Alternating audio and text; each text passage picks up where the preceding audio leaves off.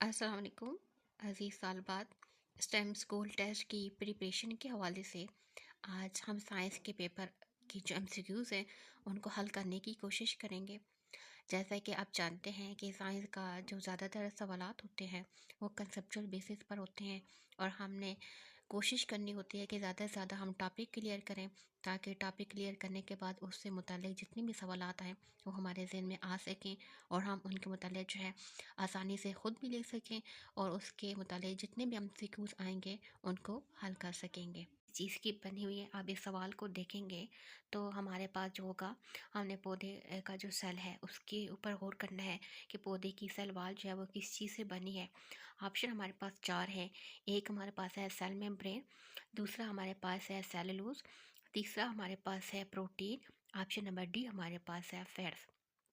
अच्छा, मोस्टली जो है एमसीक्यूज होते हैं उनमें क्या होता है कि दो जो ऑप्शन होते हैं वो इररेलेवेंट होते हैं, जबकि दो ऑप्शन जो होते हैं वो रेलिवेंट होते हैं, यानी उससे मिलते जुलते होते हैं। तो हमने दो ऑप्शन जो है उन पे ज़्यादा फोकस करना होता है।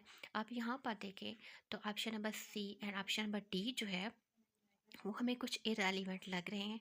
तो हमने ऑप्शन नंबर ए और ऑप्शन नंबर बी उन दोनों पे फोकस करना है और फिर हमने बताना है कि सेल वाल ऑफ प्लांट किस चीज़ से बनी है। तो हमारा जो राइट ऑप्शन है वो ऑप्शन नंबर बी है, यानी सेलुलोज। ऑप्शन नंबर टू हमारे पास है stomach is a part of. Stomach जो है वो किस चीज़ का हिस्सा है। ठीक है, तो ऑप्शन हमारे पास है A circulatory system, option number B हमारे पास है breathing system, option number C हमारे पास है एक्सक्रीटरी सिस्टम और ऑप्शन नंबर डी हमारे पास है डाइजेस्टिव सिस्टम। अच्छा, सवाल को हमने दोबारा गौर से पढ़ना है कि स्टमक जो है वो किस चीज़ का हिस्सा है। स्टमक, अगर अभी जो उर्दू मीडियम है उनको ये सवाल समझ नहीं आ रहा तो उन्होंने नीचे सिस्टम को देखना है कि सर्कुलेटरी सिस्टम है उसके अंदर कौन से पार्ट्स हैं या उसका मेन फंक्शन क्या है। फिर हमने ऑप्शन नंबर बी पे जाना है कि ब्रीथिंग सिस्टम कौन सा है, उसके मेन पार्ट्स क्या हैं और उनके किस पार्ट्स का जो है वो ताल्लुक क्या स्टमक से है या नहीं। ऑप्शन नंबर सी इसी तरीके से और ऑप्शन नंबर डी, चारों ऑप्शन जो हैं, चारों ऑप्शन का जो है हमने वो उनके पार्ट्स लिखने हैं। तो पार्ट्स लिखने के बाद स्टमक जो है वो मोस्टली तौर पर ये जो लाजमी पार्ट है वो डाइजेस्टिव सिस्टम का है। तो ऑप्शन नंबर टू जो है वो हमारे पास ठीक है, यानी stomach is a part of digestive system. ये एमसीक्यूज़ के हवाले से तीसरा जो एमसीक्यूज़ हमारे पास है उसमें पूछा गया है कि which blood cell kill disease causing germ, कि कौन सा ब्लड सेल है जो कि क्या करता है, डिजीज़ को किल कर देता है, कॉजेज जर्म जो कि जर्म्स की या जरासीम की वजह बनती हैं। तो दोबारा हमने और करना है कि हमने किस चीज़ पे फोकस करना है, ब्लड सेल पर। ठीक है, तो अब हमने ऑप्शन देने हैं। ऑप्शन नंबर ए हमारे पास है red blood cell, option number B है प्लेटलेट्स, ऑप्शन नंबर सी हमारे पास है वाइट ब्लड सेल और ऑप्शन नंबर डी हमारे पास है ऑल ऑफ दीज। अब हमने फोकस किया हुआ है कि ब्लड सेल यानी मेन जो पार्ट है क्वेश्चन का वो हमसे क्या पूछा गया है, which blood cell kill disease, कि कौन सा ब्लड सेल है जो डिजीज़ को किल कर रहा है। तो ऑप्शन पे आपने देखा है, तो मैंने आपको बताया है कि जो दो ऑप्शन होते हैं वो हमारे इररेलेवेंट होते हैं, यानी गैर मुतलका होते हैं। वो दो जो ऑप्शन हमारे पास होते हैं वो बिल्कुल मुतलका होते हैं, जिनके बारे में हमने काफ़ी गौर व होश करने के बाद जो होता है उन पर टिक लगानी होती है। तो सवाल में वाज़ेह पूछा गया है कि कौन सा जो जर्म है या सेल है जो कि जर्म्स को जो है वो किल करता है, ख़त्म कर देता है। तो ऑप्शन नंबर सी हमारे पास है white blood cell. Cell number four हमारे पास है the main function of stomata are. Main function of stomata, stomata का जो मेन फंक्शन है वो क्या है। तो हमने चारों ऑप्शन देखने हैं कि हम पूछा क्या गया है, कौन से ऑप्शन दिए गए हैं। ऑप्शन ए है transport of food, option B है exchange of gases, option C है transport of water, option D है all of these.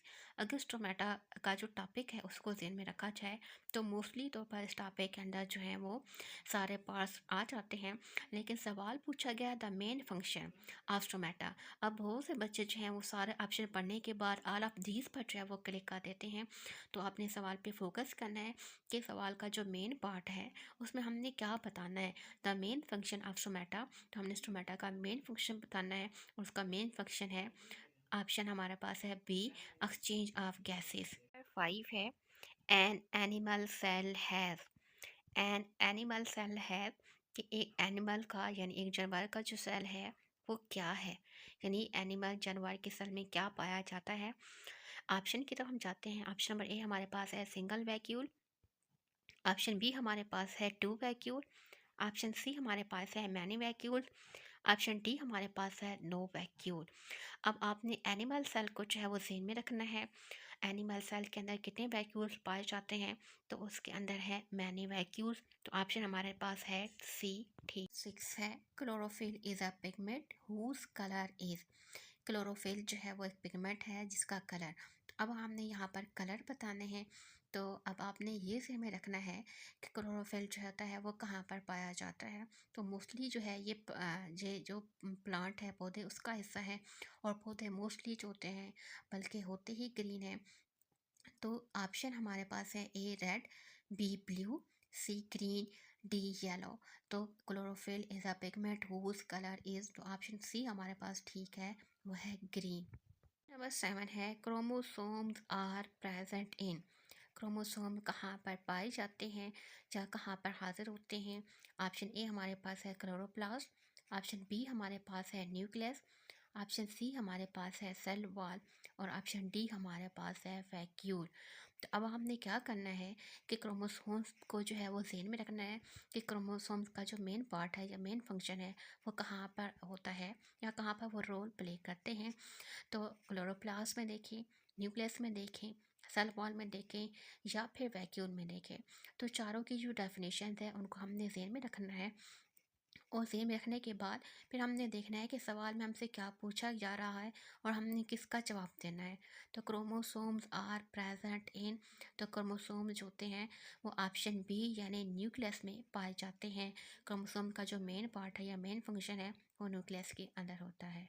Question number 8 है the structure which is helpful to carry sperm to the ovary, ये कौन सा structure या कौन सी साख्त है जो मदद करती है टू हेल्प कैरी जो स्पर्म्स को जो है वो ओवरी तक लेकर जाती है। साइंस में कुछ सवाल जो होते हैं वो बुनियादी तौर पर बहुत आसान होते हैं, टू द पॉइंट होते हैं, जिसमें बच्चों को फौरी तौर पर मतलब समझ में आ जाता है।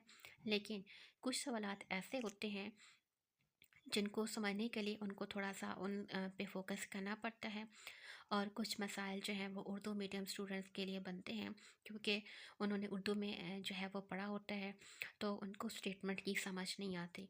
तो ऐसे स्टूडेंट जो कि उर्दू मीडियम से ताल्लुक़ रखते हैं वो उनके लिए है कि वो ऑप्शन जो दिए गए हैं उन ऑप्शन को ज़हन में रखें और उन ऑप्शन की डेफिनेशन को देखा करें कि कौन सा ऑप्शन है जो सवाल से मुतालिक है या जिसमें पूछा गया है।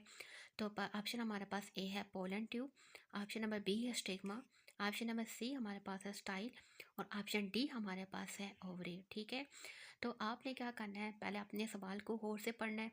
सवाल को गौर से पढ़ने के बाद फिर आपने क्या करना है, उन चारों ऑप्शन पे गौर करना है। अगर आपको नहीं समझ आ रहा तो फिर आपने क्या करना है, चारों की जो डेफिनेशंस है उनको ज़हन में लेके आना है, उनके मेन पार्ट्स, उनके मेन जो फंक्शन है उनको ज़हन में लेकर आएंगे। तो फिर आपका जो होगा एमसीक्यू या आपका जवाब देने का जो अंदाज़ होगा वो बिल्कुल परफेक्ट होगा, यानी कि आपका कंसेप्ट जो होगा वो क्लियर होगा कि ये सवाल जो है किस चीज़ के मुतालिक पूछा गया है और हमने किस ऑप्शन पे जो है वो टिक लगानी है। तो इस सवाल का जो है the structure which is helpful to carry sperm to the ovary, तो इसका ऑप्शन ए हमारे पास ठीक है, यानी पोलन ट्यूब। 9 है पोटैटो इज़, कि पोटैटो यानी आलू क्या है। आलू ऑप्शन ए में देखें बल्ब है, ऑप्शन नंबर बी में देखें ट्यूबर है, ऑप्शन नंबर सी में देखें रनर है, ऑप्शन नंबर डी में देखें लेयर है। अब आप के सामने ये वाजे बताया गया है कि पोटैटो क्या है, ट्यूबर है। ट्यूबर क्या चीज़ है या ट्यूबर की डेफिनेशन क्या है, ये अंडरग्राउंड पार्ट ऑफ स्टेम है। तो पोटैटो का जो ऑप्शन है वो ऑप्शन का जो जवाब है वो बी ठीक है, यानी कि ट्यूबर। क्वेश्चन नंबर 10 है आयरन, आयरन इज, आयरन क्या है। Number A vitamin, number B mineral, number C carbohydrate, number D protein. तो आयरन को आपने ज़हन में रखना है, आयरन की डेफिनेशन को ज़हन में रखना है, आयरन का जो मेन फंक्शन मेन पार्ट है वो क्या है और वो किस चीज़ से ताल्लुक़ रखता है। तो ऑप्शन नंबर बी हमारे पास ठीक है, आयरन इज़ अ मिनरल।